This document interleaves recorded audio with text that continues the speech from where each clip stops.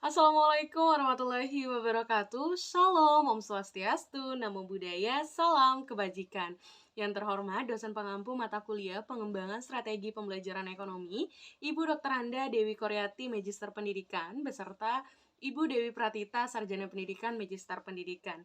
Kami dari kelompok 5 pengembangan strategi pembelajaran ekonomi akan membahas mengenai model pembelajaran discovery learning, yang mana pada kelompok ini beranggotakan saya, Apmiliana Tridharma, selaku moderator. Selanjutnya ada Putri Indah Lestari, lalu Seza Arum, selanjutnya ada Resti Yunisetia, Hana Gloria, Octavia Mirendra, Wike Dean Melani, Agnes Vivian, beserta Ajeng Noverla Winda, yang mana kali ini akan dipaparkan oleh rekan-rekan saya. Sebelum masuk ke pembahasan, ada 4 topik pembahasan yang akan dibahas pada video kali ini. Yang pertama, itu ada konsep pembelajaran discovery learning. Yang kedua, itu ada langkah-langkah penerapan model discovery learning. Yang ketiga, kelebihan dan kekurangan model discovery learning. Yang keempat, peran guru dalam pembelajaran discovery learning, lalu peran siswa dalam pembelajaran discovery learning. Baik, silahkan rekan-rekan. Saya, Seza Arum, dengan NIM 06031182025006 akan menjelaskan tentang konsep pembelajaran discovery learning. Baik, konsep pembelajaran discovery learning memberikan pengarahan untuk para siswa agar menemukan sendiri pengetahuan yang disampaikan oleh guru.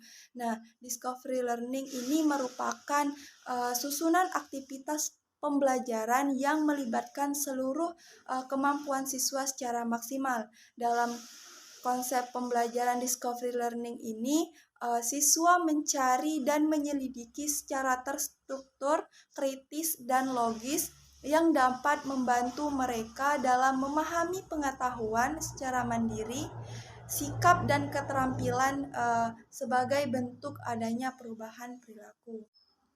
Lalu berbeda dengan model pembelajaran lainnya yang cenderung konvensional. Namun discovery learning atau pembelajaran penemuan lebih berfokus pada peserta didik, bukan tenaga pendidik. Pengalaman langsung dan proses pembelajaran menjadi tolak ukur utama dalam model pembelajaran discovery learning.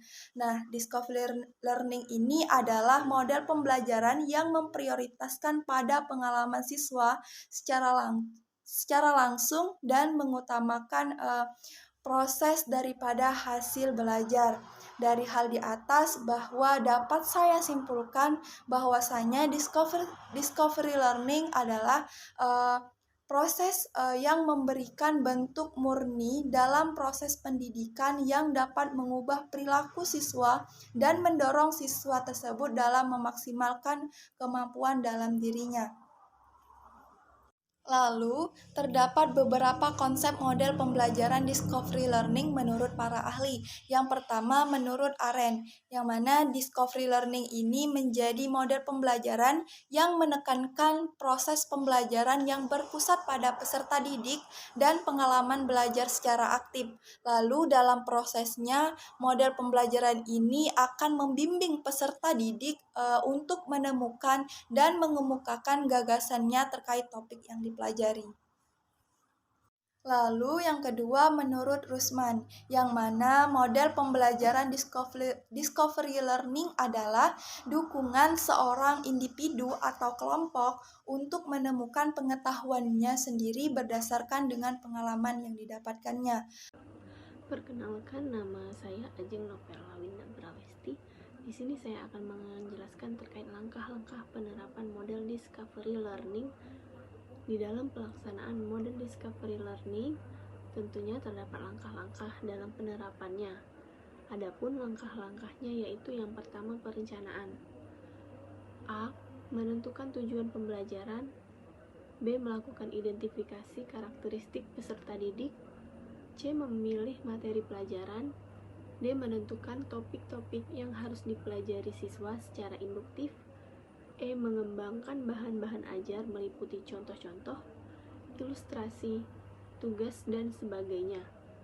F. Mengatur topik-topik pelajaran dari yang sederhana ke kompleks, dari yang konkret ke abstrak. Baiklah, saya Agnes Vivian dengan NIM 0603 12.8.22.53.8 akan melanjutkan penjelasan bagian B poin kedua, yaitu langkah-langkah pelaksanaan dalam menerapkan model discovery learning dalam proses pembelajaran. Langkah pertama yaitu pemberian rangsangan atau stimulasi. Pada tahap pemberian rangsangan atau stimulasi ini merupakan tahap awal di mana siswa dihadapkan dengan sesuatu yang bisa menimbulkan kebingungan dan dilanjutkan untuk tidak memberi generalisasi agar muncul sikap antusias pada siswa untuk menyelidiki sesuatu secara mandiri. Pada tahap ini, guru berperan dalam mempersiapkan pertanyaan di mana pertanyaan tersebut mengarah kepada persiapan suatu masalah. Tahap pemberian rangsangan atau stimulasi ini merupakan tahap yang dimana berfungsi untuk membantu siswa dalam mengeksplorasi. Tahap kedua yaitu identifikasi masalah atau problem statement. Langkah kedua yaitu identifikasi masalah atau problem statement ini dimana guru memberikan kesempatan kepada siswa untuk mengidentifikasi sebanyak mungkin rancangan masalah yang relevan dalam menggunakan bahan ajar.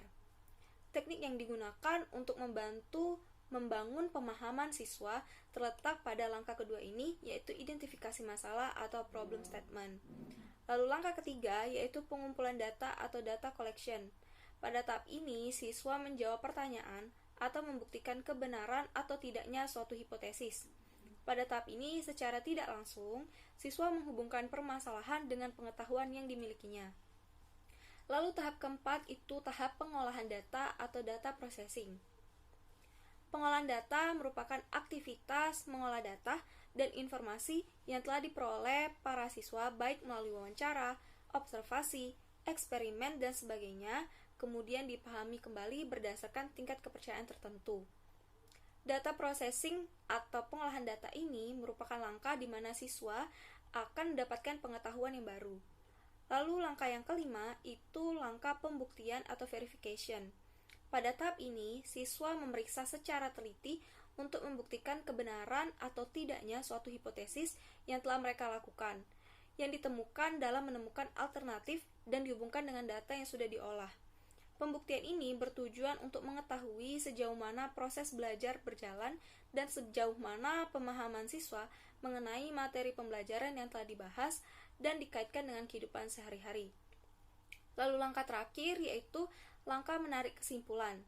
Langkah menarik kesimpulan ini merupakan proses di mana menarik kesimpulan yang dijadikan suatu prinsip umum dan berlaku untuk semua permasalahan dengan memperhatikan verification atau pembuktian. Sekian dari saya, selanjutnya akan dilanjutkan oleh rekan saya. Nama saya Putri Indah Lestari akan menjelaskan kelebihan yang ada pada Discovery Learning.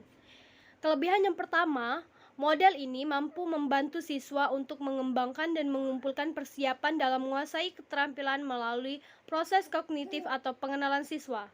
Kelebihan yang kedua, siswa mendapat pengetahuan yang bersifat individual sehingga dapat melakukan perubahan dalam belajar. Kelebihan yang ketiga, model ini dapat memotivasi siswa dalam belajar. Kelebihan yang keempat, memberikan kesempatan kepada siswa dalam mengembangkan kemampuannya masing-masing.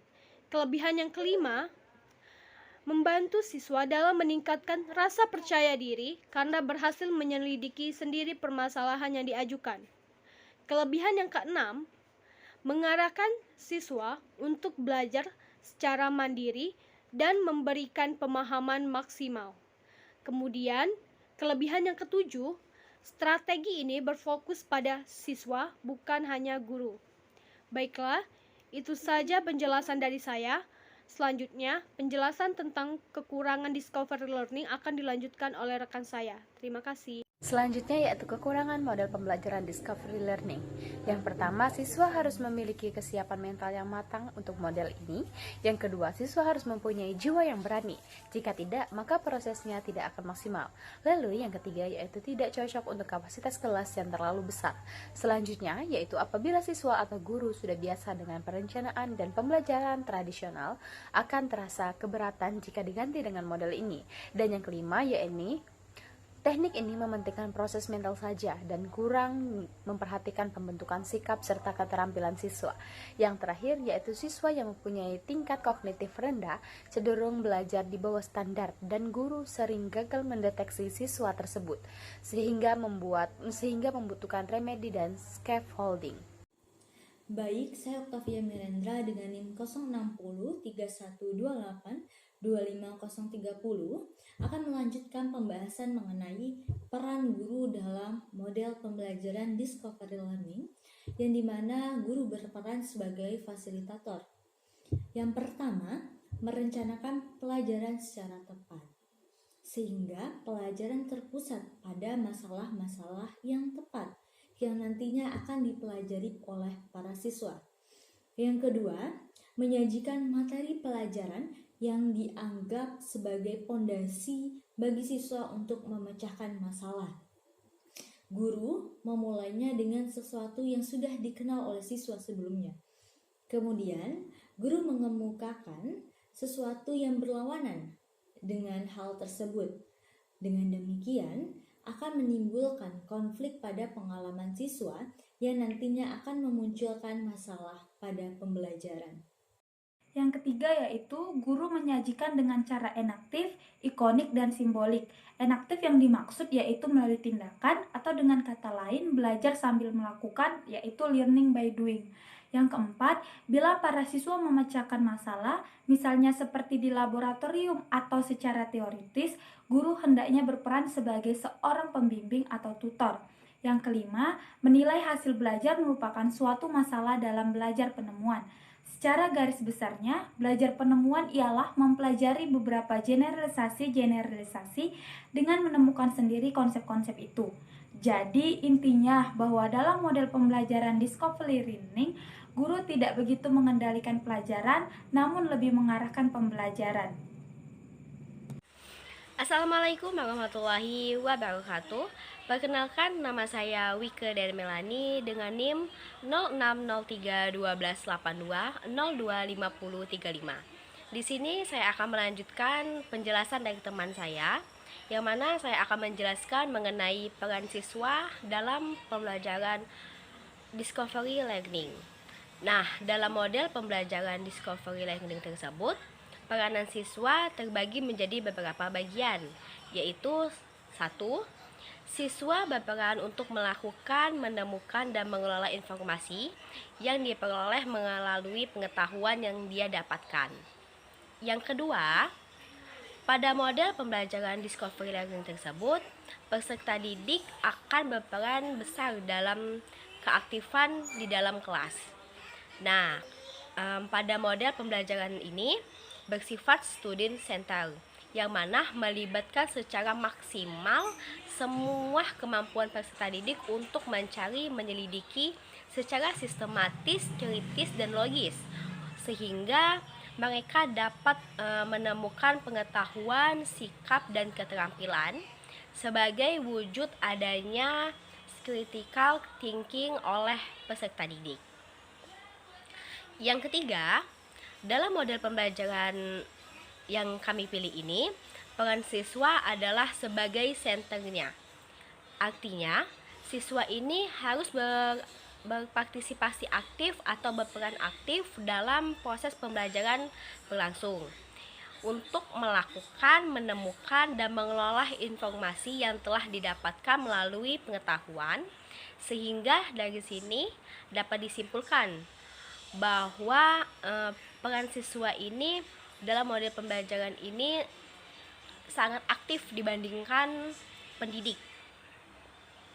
Yang keempat, peran siswa dalam model pembelajaran discovery learning ini lebih mengarah atau lebih bertujuan untuk mencari informasi, menjawab pertanyaan, meneliti objek, melakukan percobaan, dan memecahkan masalah-masalah secara individu, dan melakukan diskusi.